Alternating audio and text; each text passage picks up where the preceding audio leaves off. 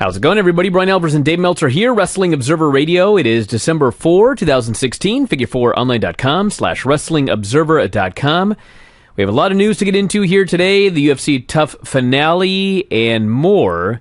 But first off, in a follow-up to last night's Ring of Honor pay-per-view report that we did, talked a lot about the Young Bucks, how they may be signing at any time, a multi-year deal with the Ring of Honor, and it is now a done deal. Is that right?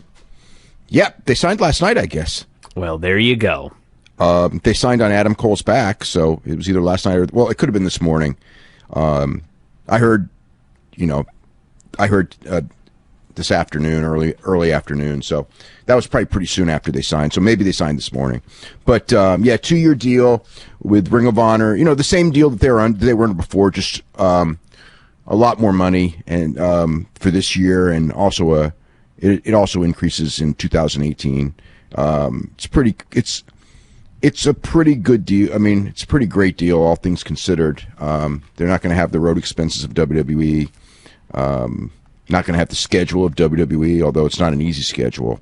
I would guess they'll probably be doing somewhere between 80 and 95 dates, maybe even 100 next year, between New Japan, Ring of Honor, PWG, and whatever else they do in the UK, which probably isn't too much, but they can do some UK dates if they want as well, or New Zealand or Australia or whatever, anything outside the US.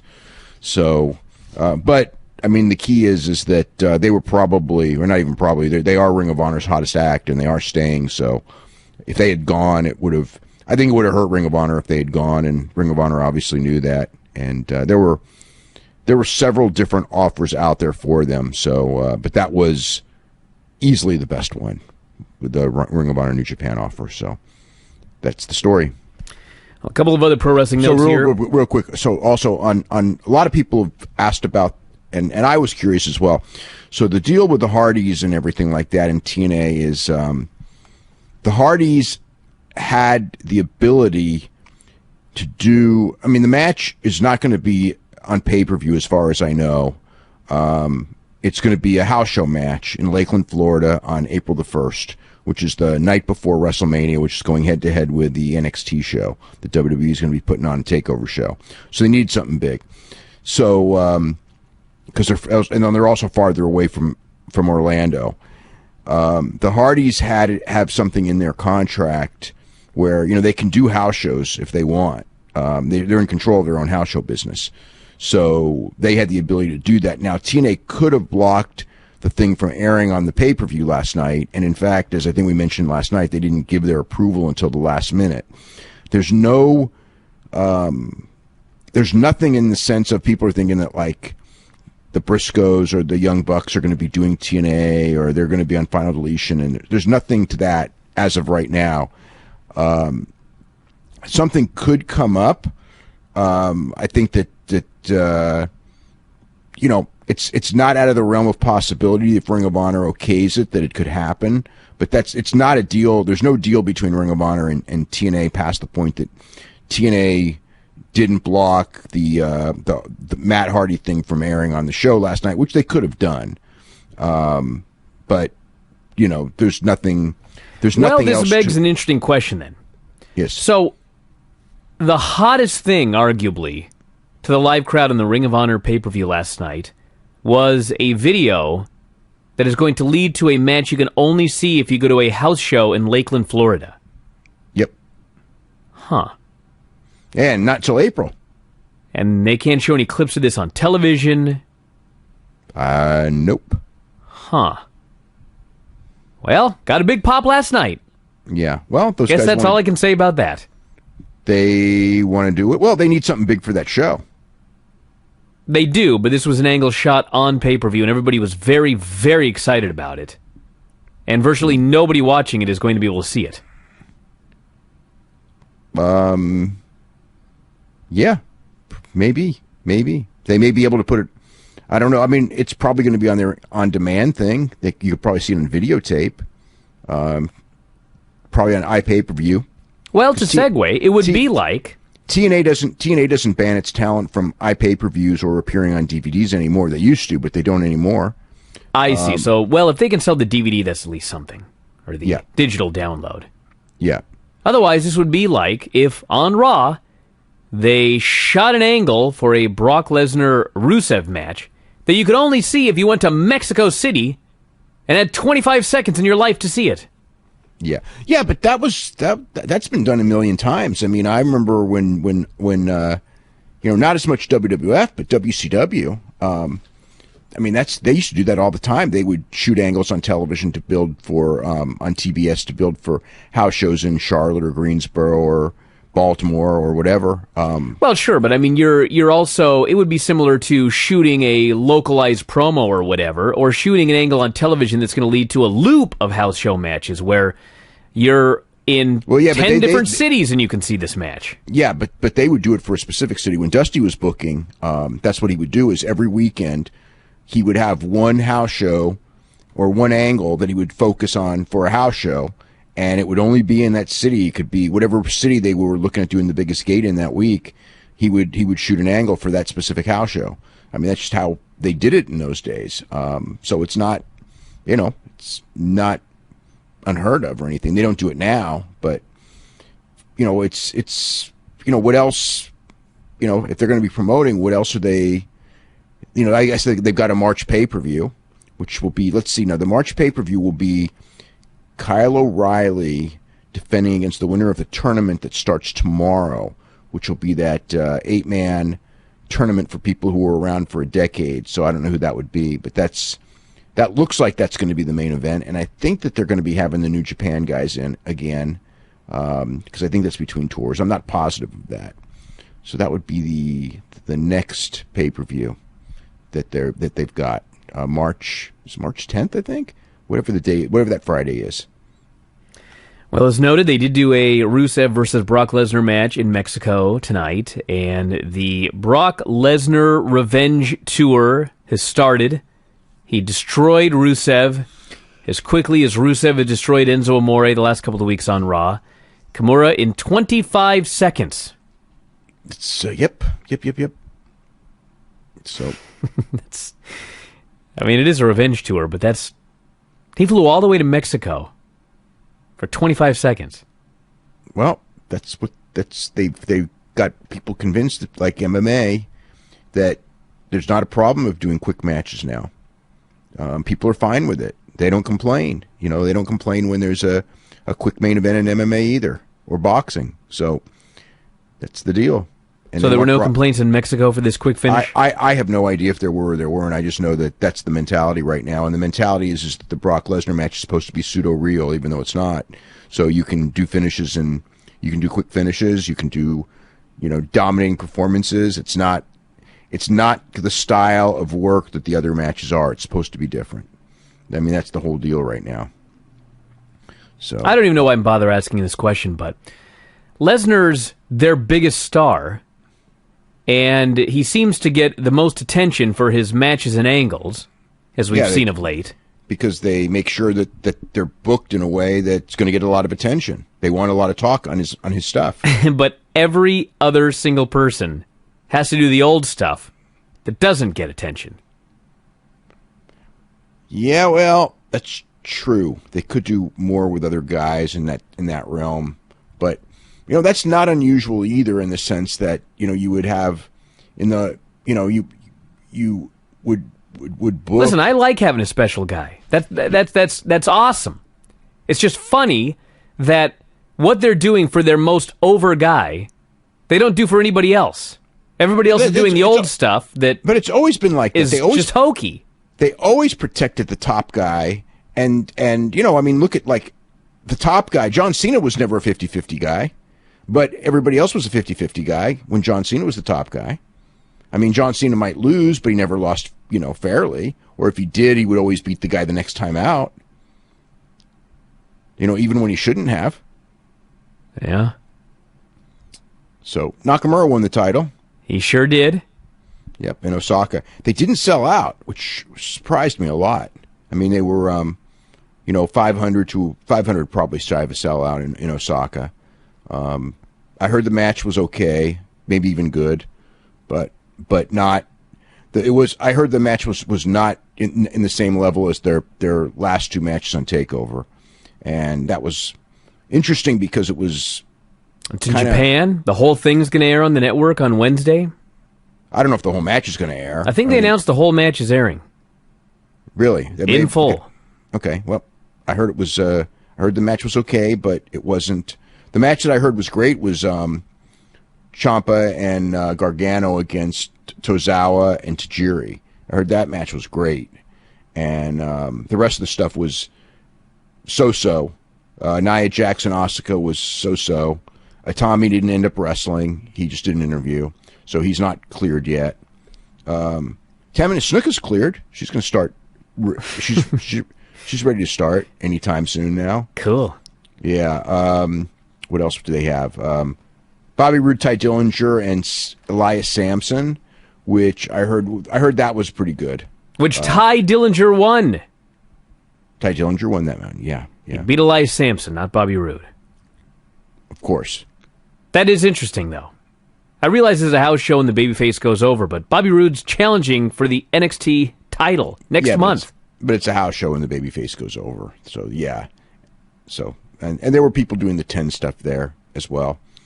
And they had... in Japan. Yeah, they had Dash and Dawson there. I heard their match was... They were with Riddick Moss and Tino Sabatelli, so that match was just okay. Nothing special at all. In fact, I heard it was... Actually, I heard it was kind of boring. Well, let's talk about the non-boring Ultimate Fighter TUF finale, at least the top matches here on this show. Main event was Demetrius Johnson and Tim Elliott, who won the newest season of Ultimate Fighter. And Tim Elliott went in there and had a great first round. He went for a guillotine early. Demetrius was in trouble. He switched to a Darce choke, and Demetrius ended up popping his head out, and Elliott just got a little bit tired but wouldn't give up, landed a hard left hook, easily took the round.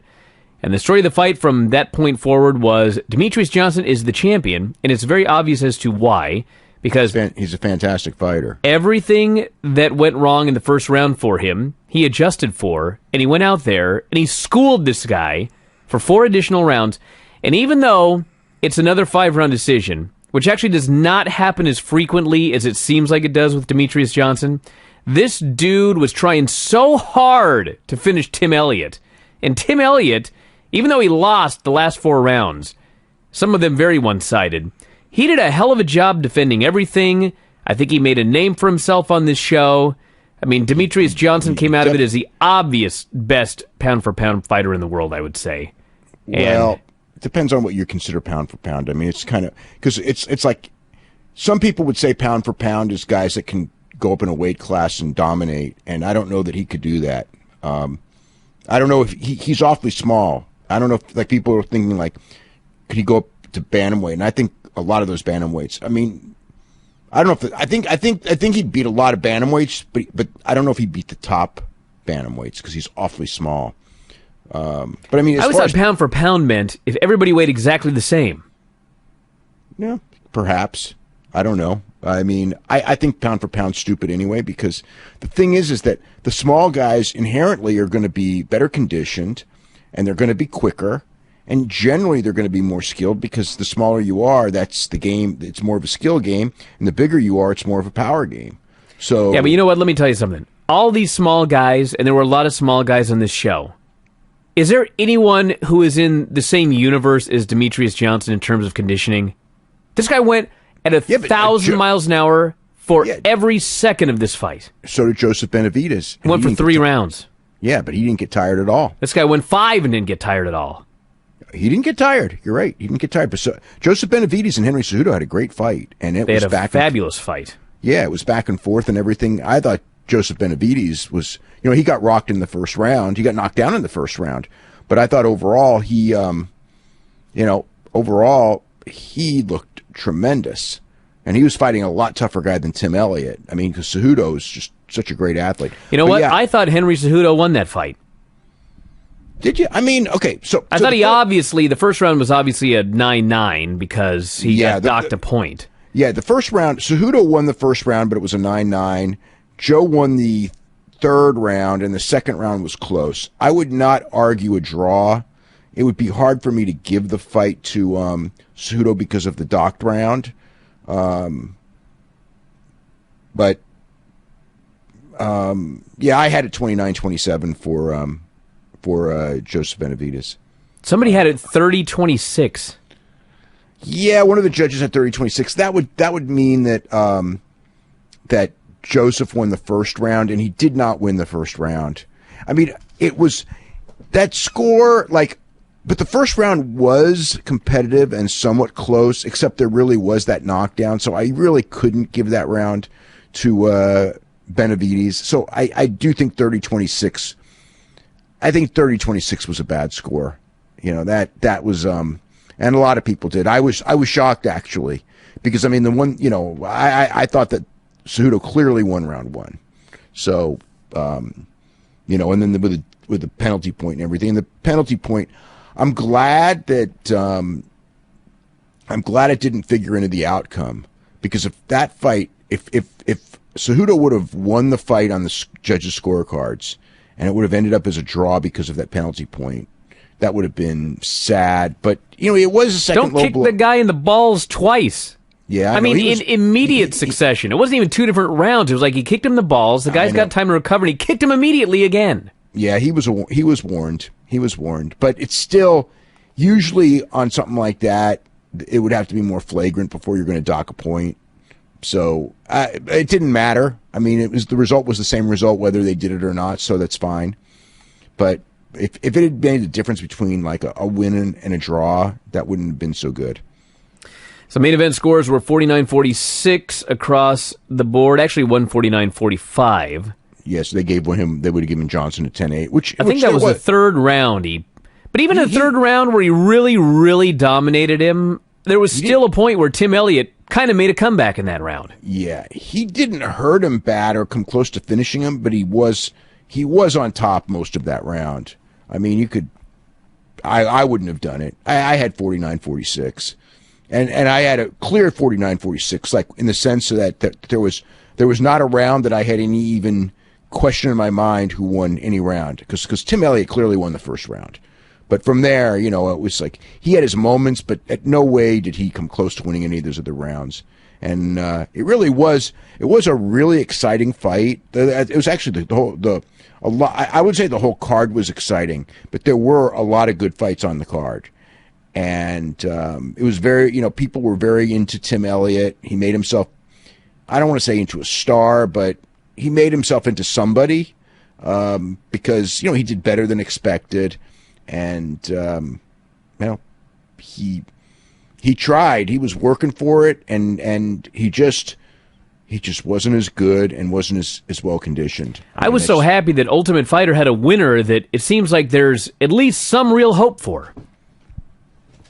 I mean, as far as being a guy, I mean, I think that he's probably already, you know, in the top, not the top mix, but as far as like, you know, like, could he fight like, you know, a Horiguchi or people like that right away in his next fight?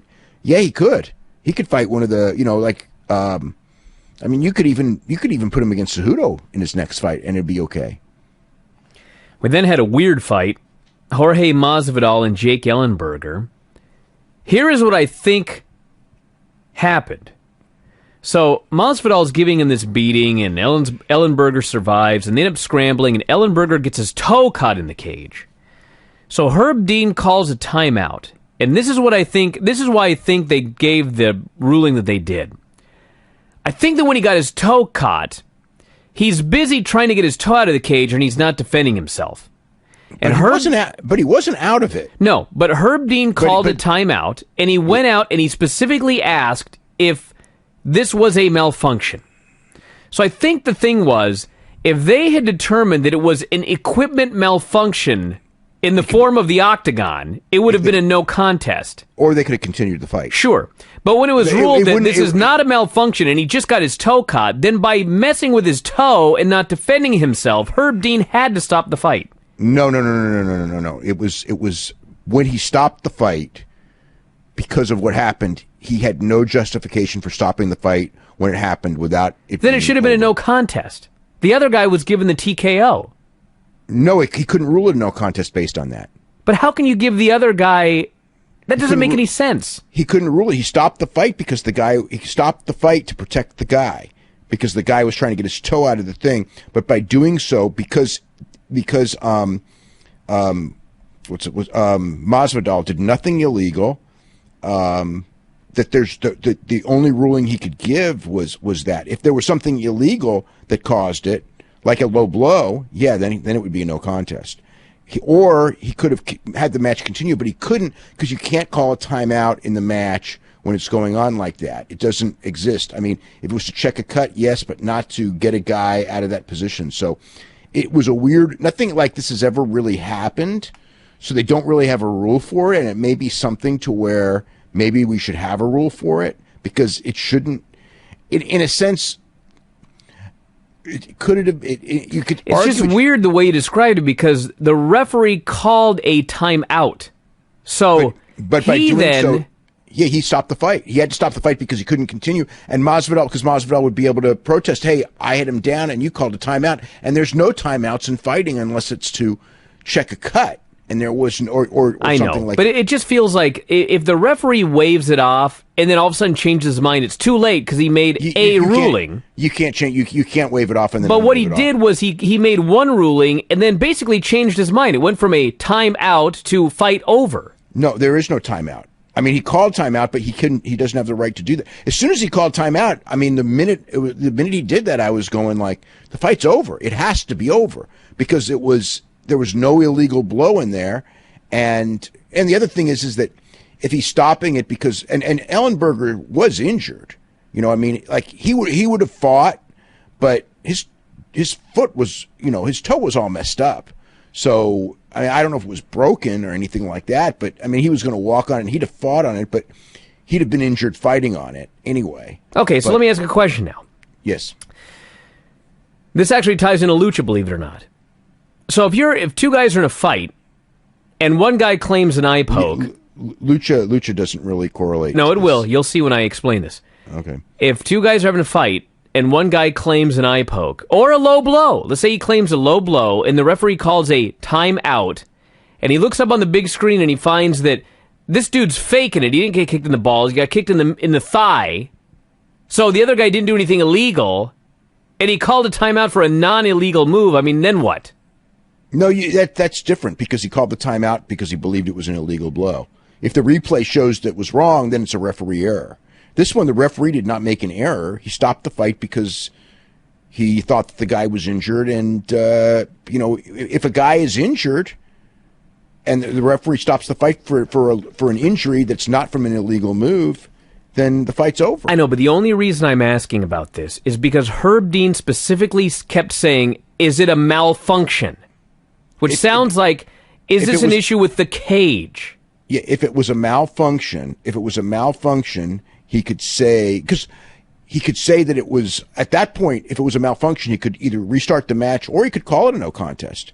But it wasn't. The guy's foot got caught in the cage. It's just a weird thing. I just felt like the guy got screwed. But it doesn't matter. He lost via TKO. No, he did. But it's like, sometimes stuff like that happens in a fight. But yeah, no, it was a fluke, and you could rematch it, right? Without a doubt. Although I think Masvidal was going to win that fight anyway. But who knows? It's MMA. Anything can happen. But Masvidal called out Cowboy Cerrone. So, and I think Cerrone, if Cerrone wins, I thought that was so. I don't know what it is. I mean, the guy got his toe caught in the cage, and you were gifted a TKO, and so you're going to call out another guy? Give me a break. Give this poor guy a rematch. He got his foot caught in the cage. Yeah, well, he could have refused the victory. He came off as such a heel. He was so cocky. Yeah, I beat Jake Ellenberger. Now I want Cowboy Cerrone. Well, he was winning the fight. You were winning the fight, but he won via toe caught in the cage. Well, it's still a win. But I mean, he should have. Yeah, he could have like refused the victory. Maybe, I don't know. That's like the classic pro wrestling thing. When if something like that happened, you would refuse the victory. Although there have been pro wrestling finishes similar to that where they don't refuse the victory as well. I hope somebody ties somebody's toe in the cage in the next show that I see here. Some heel. Yeah, well, they need to essentially what they need to do is they need to look at that and go, okay, now we have to figure out how to address that, because the reality is that the match should have continued, or if he was unable to continue, then and he was unable to continue because of the toe injury, then Masvidal wins the fight. I mean, that's just how it is. The reality is, in my opinion, Herb Dean never should have done anything, and if the guy was too busy getting his toe out and he got hit too many times, and it's over. Because otherwise, when you're fighting, if you're up to the cage and you're stuck, you just put your damn toe in the cage and say, my toe's stuck. I don't think that's going to be happening anymore. We had we had Jared Cannonier. That fight was freaking great against Ian Kudalaba. Kudalaba, yeah. It was great. It was a fight of the night.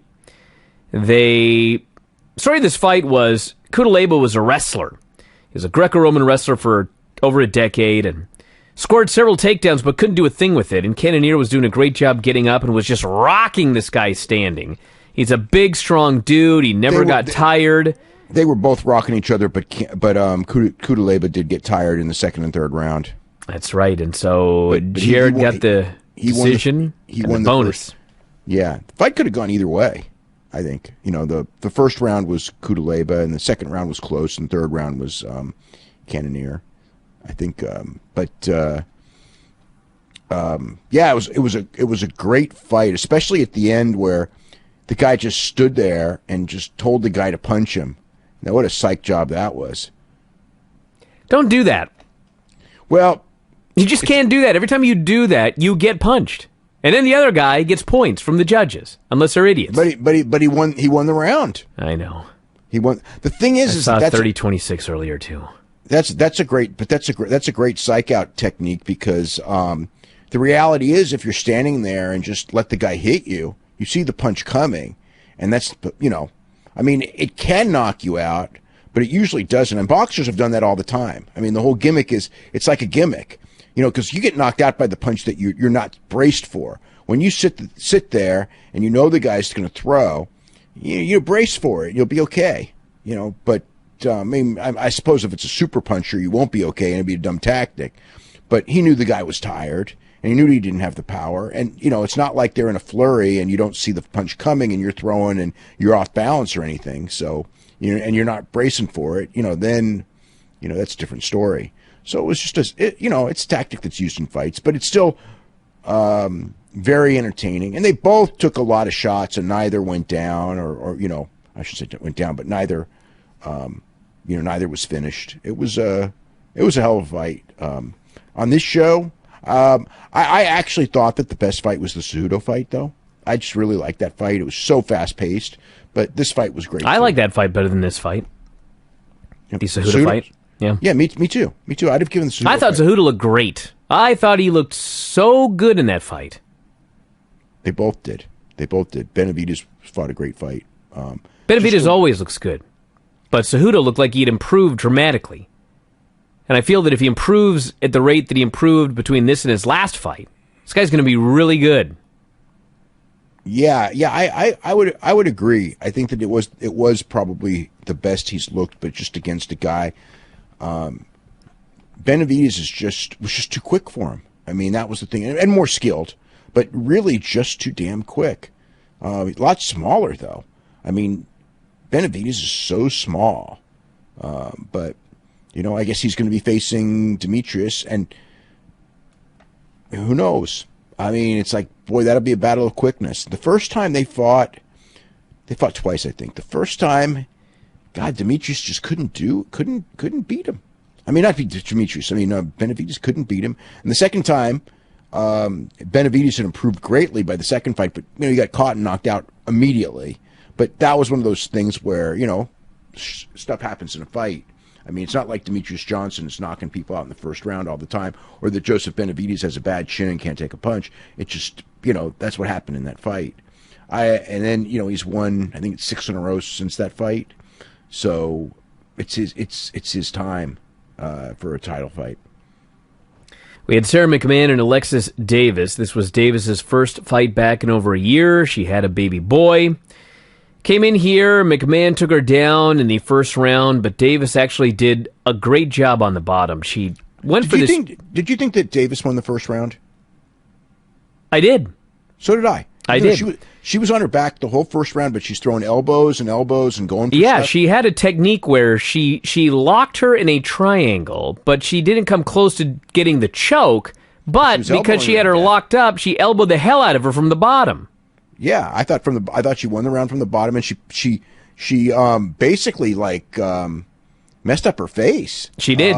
McMahon went to the corner, said she couldn't feel the side of her face. And she had a big bruise under the left eye. Yep. And so in the second round, McMahon took her down with a great hip throw. And Davis went for a leg lock from the bottom, but had nothing. And McMahon passed her guard, got her in a head and arm choke, and it tapped her out. So a big comeback win for Sarah McMahon. I thought this was the best Sarah McMahon has ever looked. It was a good fight. Yeah, it was a good fight.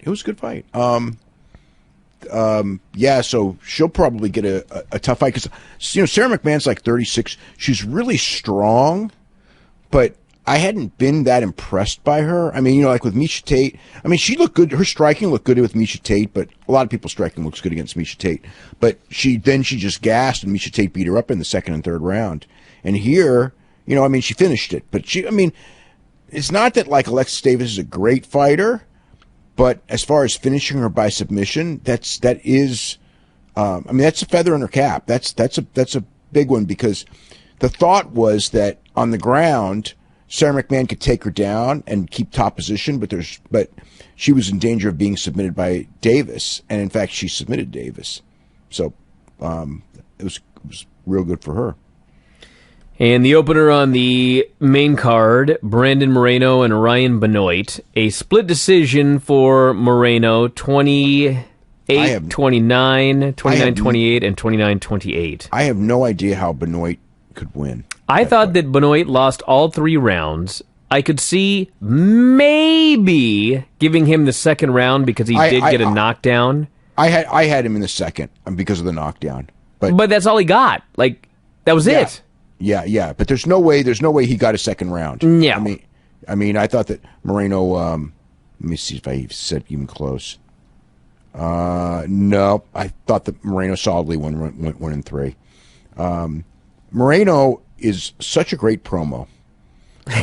Well, it was funny because he's out there, and he was like a really excited, happy promo, but he's kind of rambling, and they try to take the mic away from him, and he just snatched it back and he wouldn't quit. But his promo in Spanish was awesome. His promo in English wasn't the greatest, but he still came off as likable, but once he started in Spanish, it was like, holy shit, this guy's a great promo. So, yeah. All right, take us through this undercard. Okay, I did not see the Fight Pass fights, but Kaylin Curran and Jamie Moyle. Jamie Moyle won all 3 rounds, 30-27, and her, Kaylin Curran, it's like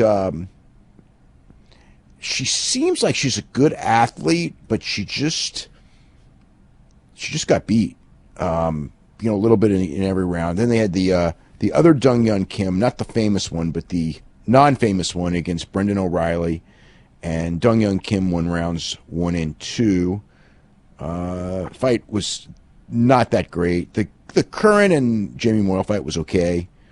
Rob Font finished Matt Schnell with a knee and just a really hard knee and punch on the ground. Rob Font kind of dominated. It was 3 minutes 47 seconds. And then Gray Maynard and Ryan Hall was quite the interesting fight. There were people who liked this fight, but most people hated it. Ryan Hall, it's like when they were standing, Gray Maynard, he looks so small. It's like, I mean, he's fighting at 145. He fought most of his career at 155. I mean, it's amazing that this guy looks so tiny, and when he was in high school, like, he was the big, guy a weight class up from Dolph Ziggler, who's like, way bigger than him now. But so Maynard, like, so when they would stand, Gray would like stand. He's saying it's so sad to see him because he's really washed up. He didn't throw anything. He kept getting kicked over and over. Ryan Hall would kick him, and then Ryan Hall would drop down and try to take him down, usually unsuccessful. The feeling is that Gray should have just gone on top of him and tried to pound him out instead of standing there and not punching. But, he's just slow. And, I don't think that Ryan Hall's stand-up would beat a lot of guys, but since it beat Gray, just kept, landing body kicks and head kicks and going for submissions, never getting a submission or anything. Ryan Hall's a great leg lock submission guy. But most of the fight was standing, and when it was on the ground, Gray did defend. But, he's very dangerous on the ground, Ryan Hall. So Ryan Hall won 30-27, 30-27, and 29-28, and I thought it was pretty clear 30-27. So we had a big fight that was scheduled for Japan, Vanderlei Silva. I want to mention also, they announced the February 4th show in Houston on this card. And so they're running the night before the Super Bowl. So you would think that they would have in the same city as the Super Bowl, Houston, Texas, at the Toyota Center. You would think they would have a really loaded show. And it's these cards early next year with they're not that good. So this one, it's main event is Dennis Bermudez against Korean Zombie. And that may be a really exciting fight. Actually, when I look at this card, on paper, I think there's going to be exciting fights, but as far as name value, it's non-existent. And Alexa Grasso against Felice Herrig in the semi-main event. Felice Herrig in the semi-main event. It's unbelievable. And then it's, what else do they got? Evan Dunham and Abel Trujillo, Oven St. Preux and Jan Blachowicz. Justin Ledet, who looked really good in his last fight against Dmitry Sosnovsky. Alan Milstead against Curtis Bladis in the heavyweight fight. Chaz Skelly and Chris Gruchmeyer. James Vick against Johnny Case. So those are the fights that have been announced so far. They're going to be announcing more in the days to come. All right, so Vanderlei Silva, Mirko Cro Cop is off. Vanderlei is out. Yeah, Vanderlei. Injured. He's injured, pulled out. Cro Cop's really upset. It was the biggest fight. Cutting a promo on the guy. Yeah, they're building the biggest fight for December 29th. But I think the big thing is that Vanderlei hasn't fought in forever, and there's always like the whole Chael Sonnen thing, where he never signed the contract. He ended up getting suspended anyway, but it's he never signed the contract. Even though he did Ultimate Fighter and but just wouldn't sign the contract. So I don't know what's up with him, but Cro Cop's not happy. We've also got the McGregor situation with his boxing license. Yeah, it's some game that he's playing, like I said the other day. He also said that, as far as he's concerned, he's two-division champion. He's just talking. Him and Dana just don't have their stories straight at all. Dana said that, he relinquished it and, all that, and Conor said he didn't. And yeah, but obviously, listen, if Conor and Dana have a conversation, and Dana says, Conor, I'm asking you to please relinquish this title. I want to move on with this thing. I want you to move on. Conor says, sure. I fully believe that Conor would say, sure, and then the very next day go all over the world saying, I never relinquished my title. I'm a two-division champion. He's a gimmick. Yeah, you're right. It could be like that. But it also could be Dana not telling the truth, too. It's not like Dana's, I know, but you know what? I'm not saying that Dana's the most trustworthy guy in the world, but of the two, I think it's more likely that Conor's the guy who's just talking out his ass, because that's what he does. That's an interesting one. I kind of agree with you that if it came down to two people, if I was told something by Conor and something by Dana, I'd probably believe Dana. Because Conor is just so completely full of it. Yes, I don't want to say that Dana's always trustworthy, but I've noticed that when Dana denies things, when he's lying about something, it's usually a denial because he wants something to be a surprise or it's about to be announced. Nah, Conor's just always full of it. Yeah, but I wouldn't say that about Dana. I mean, like, there used to be a time where when Dana wouldn't tell the truth, when all was said and done afterwards, I kind of would understand it. It's like, okay, I mean, it's like it's not good for his credibility, and he shouldn't have done it, and I wouldn't have done the same thing in this situation.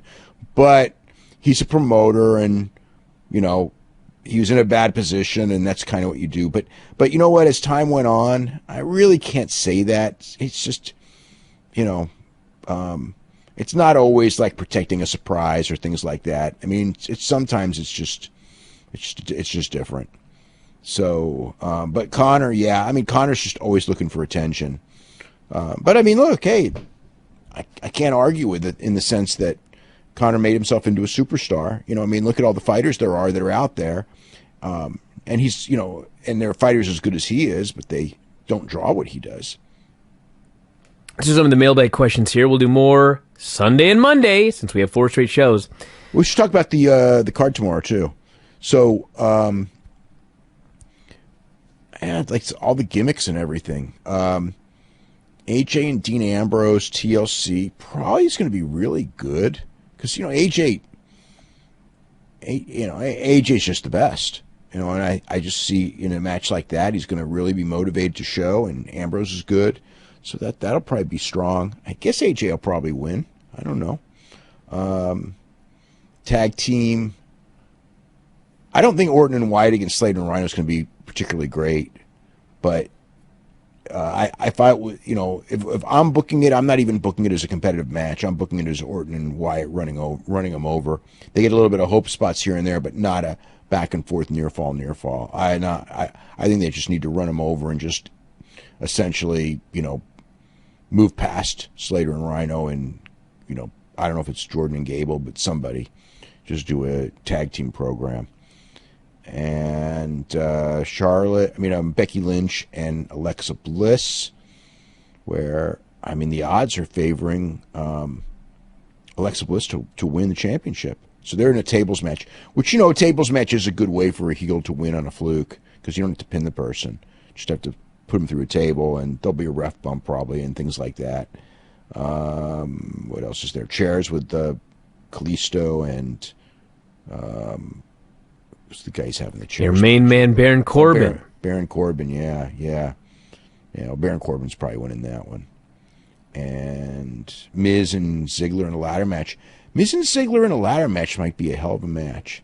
I just sense that Ziggler's going to work Ziggler will work hard in the ladder match, and Miz has got enough heat to where, and he'll work hard too. Not at the level of Ziggler, but he'll work hard too. And Nikki Bella and Carmella. Yep, Nikki Bella and Carmella. That maybe they'll be okay. I mean, I don't expect any kind of a classic match or nothing, but they may be okay.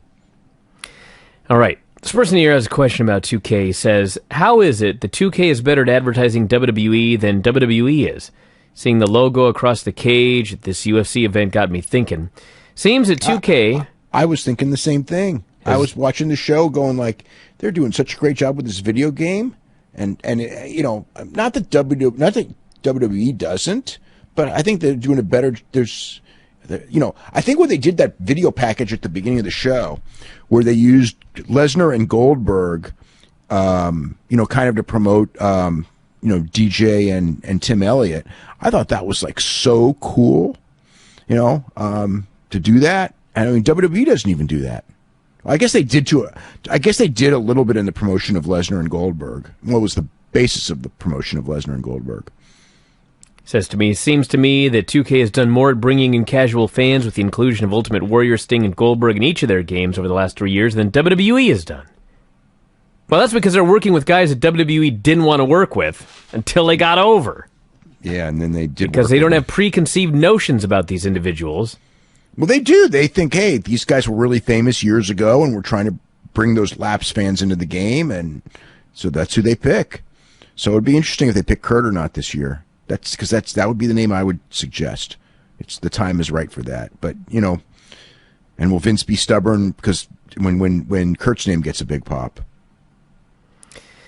This person here says, or will Vince just say you can't do it? which he may. He may just. He hasn't yet. He has with other people. He has in the past, but so he may with Kurt. He may nix Kurt. I don't know that wouldn't surprise me. This person here says, has the WWE tap-out deal worked as well or not as well as hoped? I thought the wrestlers would be wearing tap-out apparel more than they have been. Well, they got to sell their own merch, too. Yeah, I agree. I thought they would do it more. I thought it would be pushed harder. But it's they're making, they've made money on it. Not a lot of money, but they've made money on it. Daniel says, with new football stadiums being built in Atlanta, New Orleans, and L.A., could you see WrestleMania on a permanent loop with Miami, Orlando, Dallas, Houston, and Phoenix? No, not a permanent loop. But Orlando and Dallas, and maybe San Jose, and New York, and probably Orlando. Yeah, like I said, Orlando. I think those cities will probably be like in something of like a thing where maybe they get it like once every decade or something, like on a regular basis, and then other cities will get it from time to time, and then wherever the new stadium is, like if there's, L.A. I think now that L.A. will have a new stadium and everything, I think they may get go to L.A. as well as the New York market on a as far as like almost a regular rotation. This person here says, I heard that Alberto and Paige walked out on their meet and greet at the grand opening of Alberto's restaurant. Does Dave know anything else about this? I heard something of it, but I don't really know the details of exactly what happened. By the way, Paige's suspension is up, I think in like about a couple more days, like maybe a week or so, which would be very interesting to see if they bring her back. Well, but she also may not be recovered from her injuries anyway. Well, she's not. What am I talking about? She had surgery. She ain't going to be ready to wrestle for a while. So suspension up or not, but I mean, she can do public appearances, but she was, so yeah, she could do public appearances. But yeah, she's, she's been in all those shows that Alberto works. This person here says, what do you think is the likelihood of Flow Slam trying to sign guys to Flow Slam exclusive deals? Do you think with the Flow Sports WWN relationship that WWN may soon start to enforce its contracts and not allow them to jump to WWE? I don't see WWN not allowing their talent to jump to WWE. I just don't think that will happen. I think that but I mean, as far as Flow Slam signing guys themselves, absolutely a possibility, and maybe better than a possibility. All right, everybody. On that note, we're going to wrap it up. Tomorrow is TLC. We will be back after the show talking that and all of the other news. Monday is Raw. We'll be back after that show as well. And invariably,